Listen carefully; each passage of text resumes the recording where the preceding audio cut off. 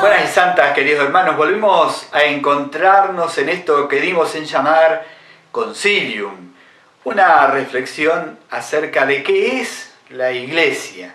Esa Iglesia a la cual pertenecemos ustedes y yo, y que encontramos pistas en la reflexión que todos los obispos del mundo allá por los años 60 del siglo pasado hicieron en eso que se dio en llamar Concilio Vaticano II, cuyas conclusiones tenemos publicadas en este libro, que consta de varias constituciones, decretos y declaraciones.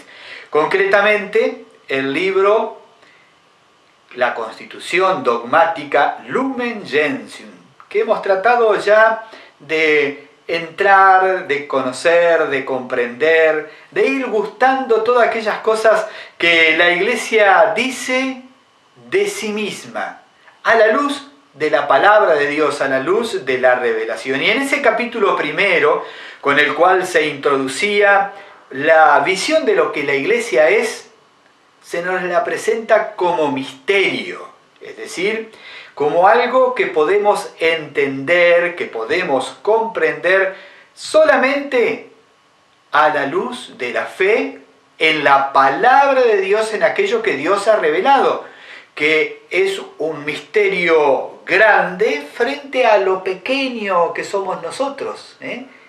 Nosotros alcanzamos a ver solamente esto, el misterio se pierde en la inmensidad porque Dios es justamente inmenso. Desde ahí, de la palabra de Dios revelada por el Hijo y actualizada a través del Santo Espíritu, nosotros podemos entender y podemos comprender esta identidad profunda, este misterio de lo que es la Iglesia. La vimos en el último programa a la luz de esa expresión de Pablo tan bonita, la Iglesia como cuerpo de Cristo.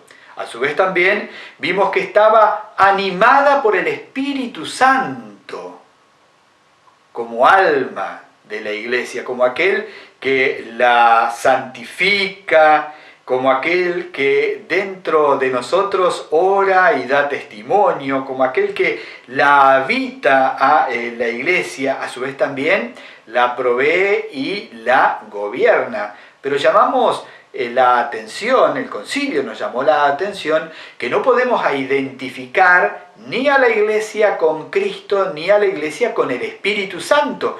Por eso vino otra expresión en ayuda nuestra, que nos presentan los padres conciliares y nos dicen que la Iglesia es sacramento de Cristo. Y así como el agua produce vida en nosotros a través del bautismo, pero lo importante no es el agua, sino lo que el agua significa, la Iglesia también es capaz de producir vida de Dios en nosotros, pero lo importante no es la Iglesia, sino a quien ella significa, es decir, a Jesús, al Cristo. La Iglesia entonces, en ese sentido, es la servidora de Cristo, está al servicio de Cristo. La Iglesia no es el centro es Jesús.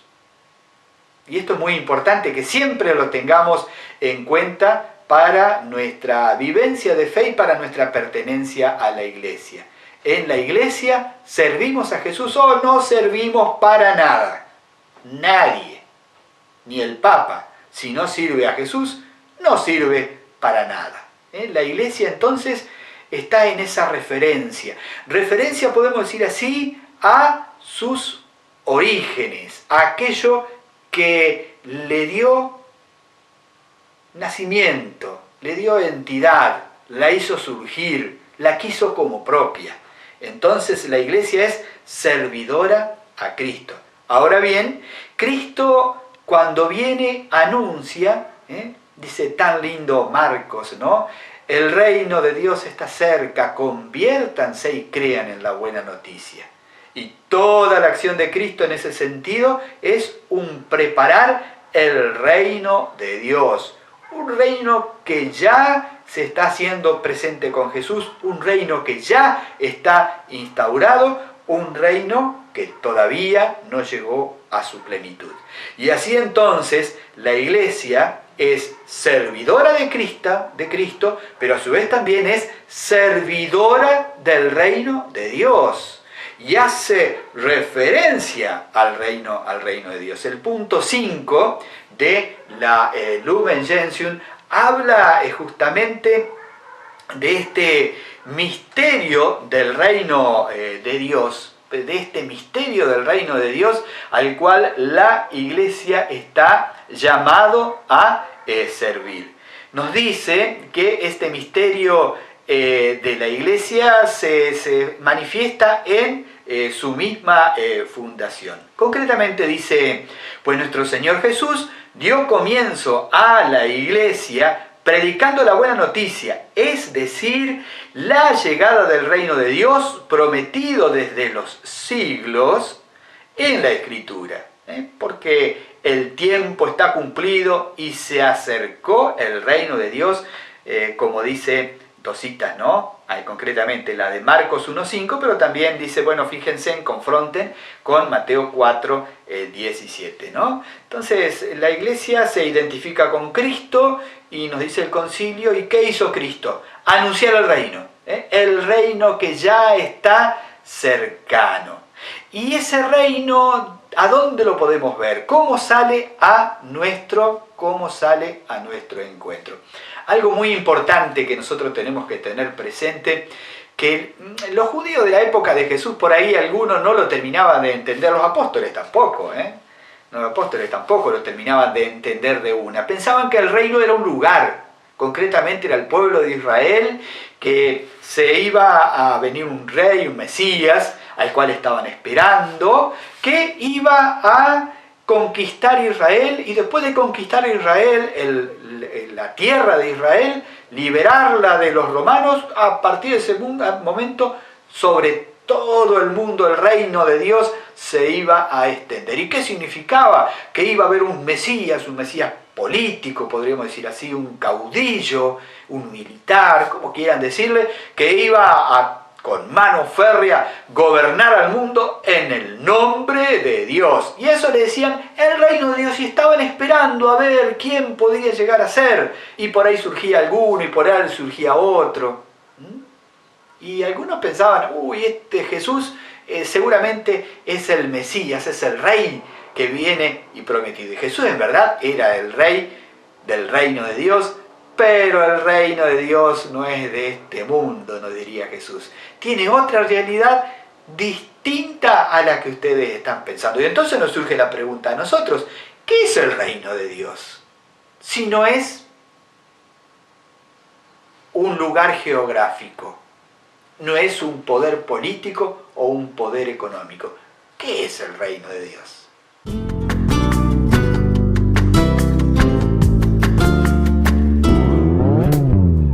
Nos preguntamos entonces, ¿qué es el reino de Dios? Si no es un lugar geográfico, si no es el poder de Dios, entonces, ¿qué es el reino de Dios? Exactamente. El punto 5 entonces de la Lumen Gentium nos recuerda algo muy importante. El reino de Dios tiene que ver con la predicación de Jesús. Y a su vez también dice, ahora bien, este reino brilla ante los hombres en la palabra, en las obras y en la presencia de Cristo. No es el reinado geográfico, decíamos, sino sobre todo es el reinado de Dios. Y ese reinado de Dios que quiere estar con fuerza y con poder en el centro, en el corazón de cada uno de nosotros. Y que viene de una manera muy concreta, como dicen los obispos en el concilio, brilla ante los hombres en la palabra, en las obras y en la presencia de Cristo. Piensen qué maravilla. En primer lugar, en la palabra.